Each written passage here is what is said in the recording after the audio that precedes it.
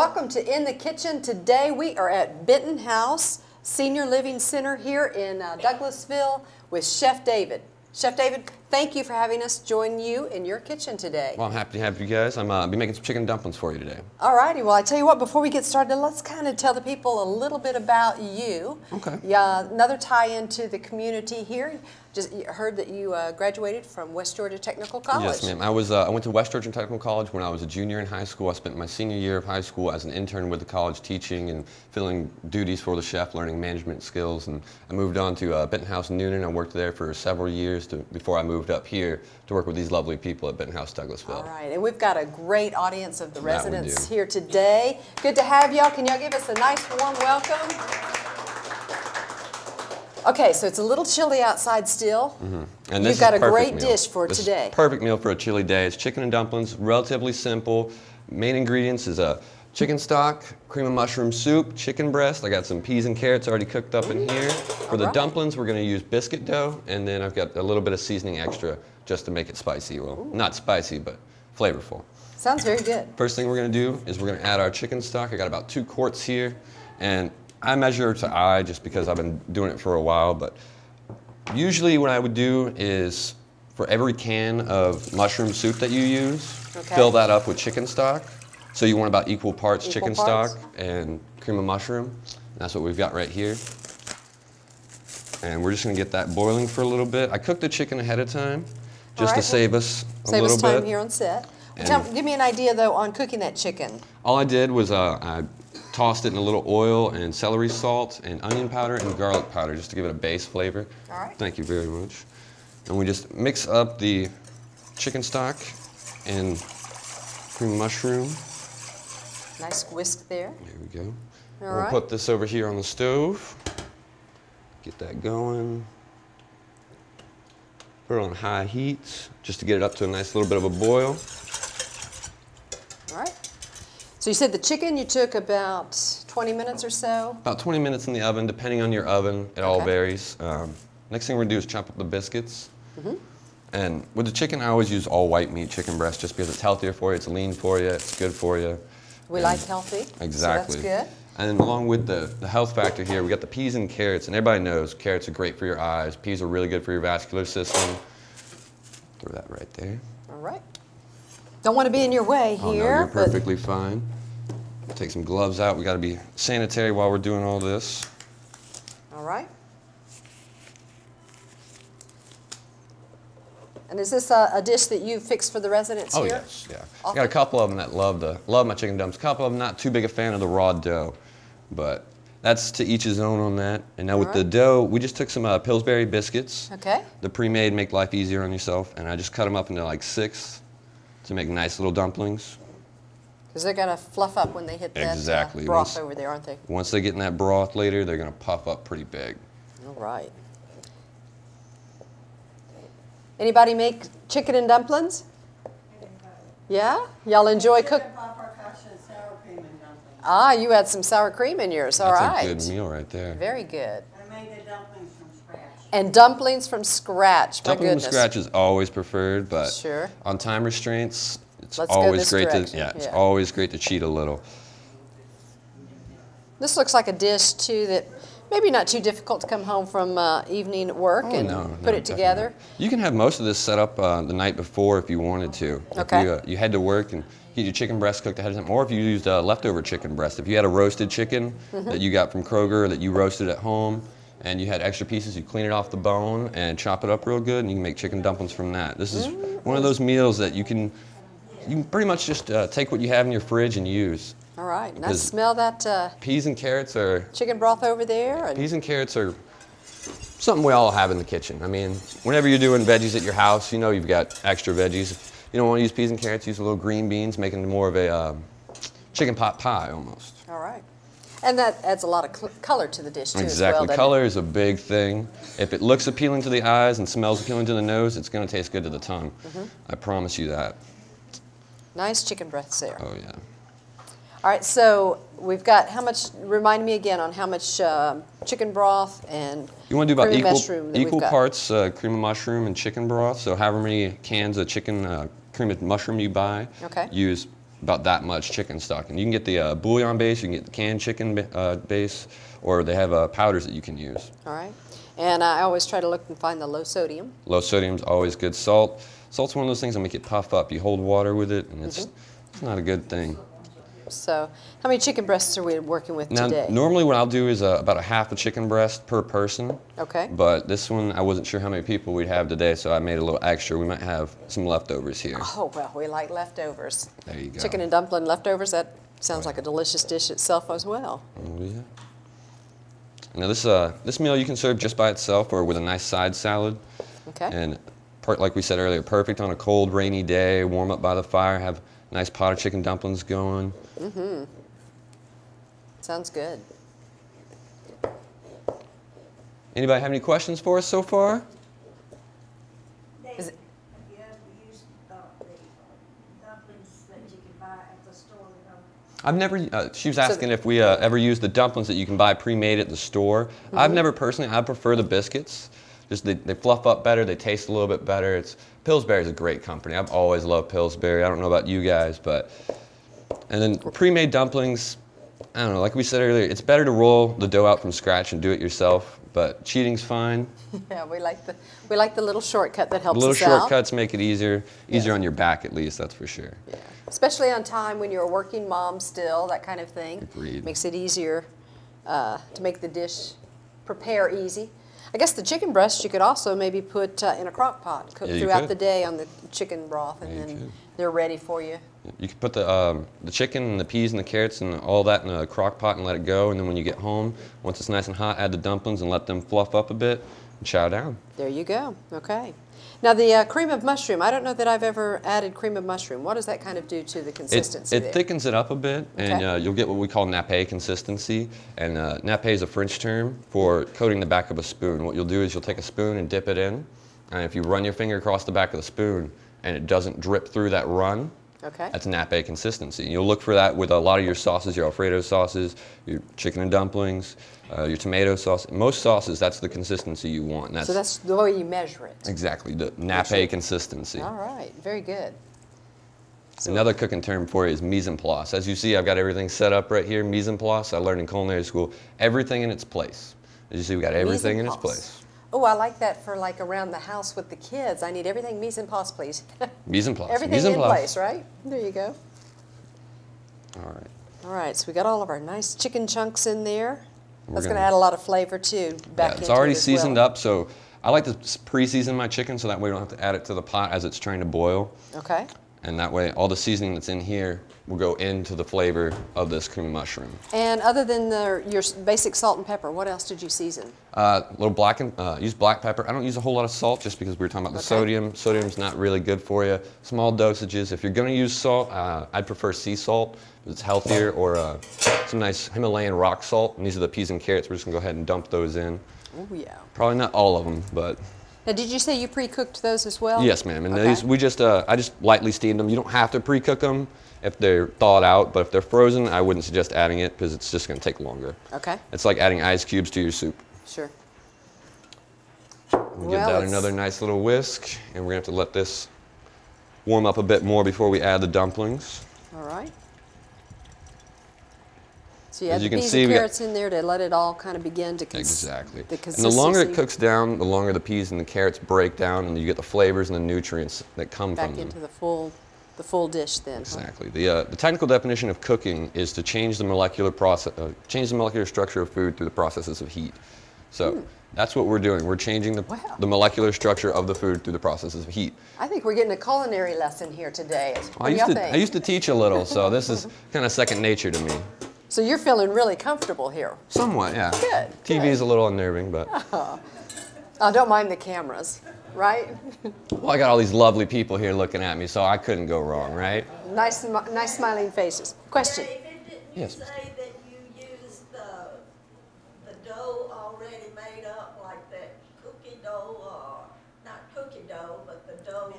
The biscuit. Yes, ma'am. We use... Yes, ma'am.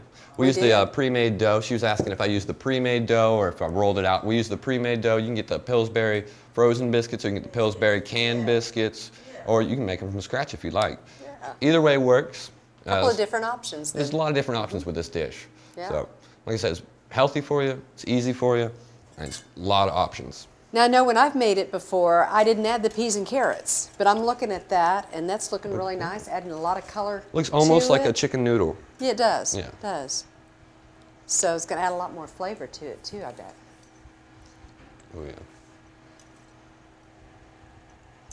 I have a question. All right, question. You said that the longer it, what was it? Breaks down. Goes down, yes. How long, what do you mean by that? What's The longer it cooks, 20 minutes, an hour? exactly. I mean, low and slow is what you want to do. She was asking about breaking down the food. When I say breaking down the peas and carrots, I'm not saying we turn them to mush or anything like that, but we let them cook for a while. We let them soften. We let all the juices kind of excrete from them, and all that flavor mixes in. All the nutrients kind of get pulled out, and it's all in the broth now. All right. So how long do you think that this portion here is going to take us? This might take a minute. Might take a minute? Yeah. Well, we've Just got a a minute little or bit of two. time here. We just want this to get nice and hot because when we add the dough, what's going to happen is the boiling stock and carrots and chicken that we have Right. is going to cook the outside of the dough and leave the center nice and soft. So we'll get that dumpling that we like. So the outside will be kind of crisp, the inside will be nice and soft, and it'll just float around in there and puff up real nice. You're all culinary about all this, aren't you? Yes, ma'am. Yes. That's from my training. I had an amazing chef when I was in school. I don't see her quite as much as I'd like to anymore, but she definitely made me the cook that I am today. Now, what got your interest in culinary? It was actually my grandmother. Okay. I grew up in a Methodist church, and Methodist Sunday luncheon, Wednesday night supper. So y'all and- enjoyed eating a lot. Exactly. Okay. Every week it was big community event at the church, 2 times a week, and she always cooked for it. So I'd be right there at her apron strings trying to taste something. Even if it didn't taste good, I tried it anyways. I remember one time You were she a was sitting taster. there. She was sitting there cutting potatoes, and I'd never had a raw potato. I wanted to see what it tastes like. Oh, raw potato, yes. That was Yes. a big mistake. That was a big mistake. I did not like that. The grittiness and just. Oh, you but didn't I like had the to texture? know. I had to know though. Had to I had know. to know. Oh man, we used to love come in the kitchen and mother doing the Mm-hmm. potatoes. Of course, now I have to admit we added a little bit of salt to it, but yeah, that raw potato. Now, So when- your grandmother, she was a good big cook for the community She was a big events? cook, but I wouldn't consider her a good cook. You would- oh, grandmother, he really didn't say that. Well, she was an amazing woman, but when it came to the kitchen timers, if the fire alarm didn't go off, it wasn't ready. It wasn't ready. So, So she was probably your first inspiration then for very cooking. much so. All right. And after that, I just took off with it. So I actually found a piece of paper from my 2nd grade class. It was a little 2nd grade Dave. And it was his yeah? roadmap to his life, and it was what he wanted to do with his life. And at the very bottom of it, 2nd grade me wrote that I wanted to run my own kitchen. All right. I found that years later. I had no recollection of it, just saw my silly little 2nd grade handwriting, and I was That's very what it- proud. I almost cried, I have to say. Well, that's almost like knowing that you have chased your dream and it's been fulfilled. That's Exactly. good. That's what I'm saying. So All righty. Now what are we looking at as far as I think we're just about ready to add those dumplings. just there? All right. Give it that final stir. Oh yeah. Get everything up from the bottom. Well, every time you stir, go all the way down to the bottom and bring it up because we don't Bring it. want anything to scorch. Those peas and carrots, Nothing we want them to sitting on the cook bottom. down, but we don't want them to burn down. To burn down. Okay. Throw a glove on right quick. All right. Nice and sanitary there with the. We try to be. So you've just taken your. You just take biscuit, your cut up biscuits and cut just it up, kind of break piece 'em by apart. piece pop them in there. All right. And you'll just let that keep cooking down for a bit and you'll see them pop up. And once they float up to the top, you know it's ready. All right. And that should take what? Maybe a process of 3 to 5 minutes? 5 minutes tops. All right. Again, that's all with the heat. The hotter The hotter the. the chicken and dumplings chicken- is, the chicken okay. stock and the chicken and the peas and carrots is, the faster your dumplings are going to pop up. All right. So that's why it was good to wait to that right Exactly. heated temperature to begin with before dropping those in. And now with the dumplings, that all depends on how much you want to put in. As you heard, they like the They like the dumplings. So dumplings. more I like the dumplings, the better, in dumplings. my opinion. Plus, it gives you that nice thick consistency. And see, we got a couple of them trying to pop up right now. Sure. Now I bet what would happen if you used maybe a seasoned chicken breast with maybe more of a, like I like spicy, so could I have added maybe? You could do like a Tex-Mex style, Okay. and instead of peas and carrots, you could use like broccoli and cauliflower, and then do a little spicier chicken breast. Okay. And all you need to really season that is with a little chili powder, and I always use taco seasoning. Yes. Taco seasoning is great. Those little packs you can buy at the store for like 79 cents that are the pre-made seasonings. Already has it all measured up for you, Everything. ready to go. There's a meatloaf one that they have that I use pretty regular just to season my meats. I make alligator tail at home actually, and that's Alligator one of my tail. favorite seasonings. All right. Yeah, I see some of those. See, they're already starting to pop up a back little up to the bit. top there. They're surfacing, saying we're ready. Exactly. Now, do you need to stir it after you've dropped? You give it just a little of a stir. Okay. You don't want them to you don't want to break up your dumplings too much, but you do want to get them nice and submerged and make sure that they get all that heat that you want. Okay. You mind passing me that seasoning right there? Which one? Right there. The bowl of seasoning? Yeah. And all this is just a garlic powder, onion powder, black pepper, and a little celery salt. All right, those ingredients again? Garlic powder, onion powder, celery salt, and black pepper. All right. Another cooking thing is a mirepoix. A mirepoix is onions, carrots, and celery. And when you're making a stock, if you were making this chicken stock from scratch, you'd use however many bones that you use, you cook down the bones in water with the mirepoix. The mirepoix is onions, carrots, and celery, like I said, and it's 50% of the bone weight. So if you're using 10 pounds of bones, you'd use 5 pounds of celery, onions, and carrots. And that's just to give it base flavor. Just a good. Those are your main flavors in food, is celery, carrots, and onions. Those are going to give you those accent flavors that are going to make everything taste just a little bit better. That's why I use celery salt and celery seed in place of celery, the onion powder and garlic powder in place of. Okay. They work just about the same. You can't beat fresh, but seasoning is your friend. Do not be afraid of your spice rack. Just All right. keep on adding stuff. But David, Oh, and that smells isn't good. it always best, if possible, to use fresh garlic? Always better to use Always- fresh. Okay. Always better to use fresh. The question is using fresh ingredients as opposed to the garlic powder or the onion salt. And you're saying yes? Yes, it's always better to use fresh ingredients, but when you're at home and you don't cook that much, you don't really want to go and buy a whole bowl of garlic or a whole bunch of onions and celery because you're just not going to use them. I mean, I would at home personally just because I cook a lot at home and I use all those things pretty regularly. On a regular But for the basis. average working person, don't go and buy all that produce. It's just going to go bad in your fridge. You can load up your spice rack and use it for years, and all those flavors work just the same. All right. And Well, it looks like we're about done here. Look at there, So- that's looking good. You've got a little bit of green and some orange in there with the carrots. Like I was These saying earlier, dumplings are looking fluffy. If it and smells good and looks good, it's probably going to taste good. I'm thinking. They're floating there on the top, looking good. Yeah. Chicken chunks in there. Oh, yeah. I can see the steam rising, so is that looking like a good dish out there? Can y'all smell that? Smelled it all? Smell that good ingredients? Might be a little too far. All right, we got a question from, You mentioned onions at one time. yes sir, onions. Do you ever fry the onion? Yeah, so you could actually do a fried onion on top as a garnish, and that would look really good. Dish of fried onion. Just a dish of Just fried a onion? dish of fried onions. I've you never like those done- fried Cut onions? them up like you did the biscuits. Mm-hmm. And put them in like an iron skillet. Okay, an Iron iron skillet? skillet, It okay. really holds the heat. Yeah. And fry them up till they get done. Mm-hmm. They're good. All right. I've never had that. We'll have to try that. He was explaining. Try that sometime. He was explaining a fried onion dish, and all you have to do is chop up the onions like I did with the biscuits here, and put them in a cast iron skillet with some oil, and just let them cook down, which sounds pretty good. Just a little fried onions. You could use those for a garnish. You could use as a side dish.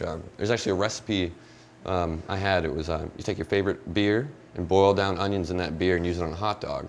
You're really good for a summer game. Just All simple right. dish. My chef actually taught me that one. All right. Well, we're looking at almost a finished I believe these are meal? done. Yes. Smelling good, That's looking it. good. Colors are great. Oh yeah. You've got a bowl here, so you're ready to serve up that first yeah. dish, aren't you? Yeah. And I don't believe I have something to serve with. All right. Just gonna take. Left my ladle back in the kitchen. So dig down, get some of those carrots and peas with that. Chicken chunks down there as well. It is looking colorful. See the steam, so it's keeping it nice and warm. This is a great dish for a day like today. And there we go. And there it is, Nice. dish Chicken and dumplings. for today. Just All that right. simple. Well, Any Chef- more questions? Yeah, let's give Chef David a great hand. All right, now as any true test, it's going to be in the tasting. There we go. All right. Chef David, let me shake your hand here. Say thank you for Thank you very joining us much. or allowing us in your kitchen today. And Here's your fork. there's the fork. All right. I'm ready. You guys ready to taste up? All righty. All right. All right. Well, thanks for having me, you guys. I'm going to get back to work here, so. All righty. You Well- just taste them and let us know. All righty. We'll taste it and let you know. And you guys are going to get to taste it with us too. And you guys let us know, all right? Let Chef David know. All righty. By the way, is that what we're gonna have for lunch? No, ma'am. Different lunch menu today. All right, well, thanks for joining us on In the Kitchen today. It's been a great day here at Benton House in the kitchen with Chef David. Nice having you guys. All righty. Join us again next time. Yes. All right.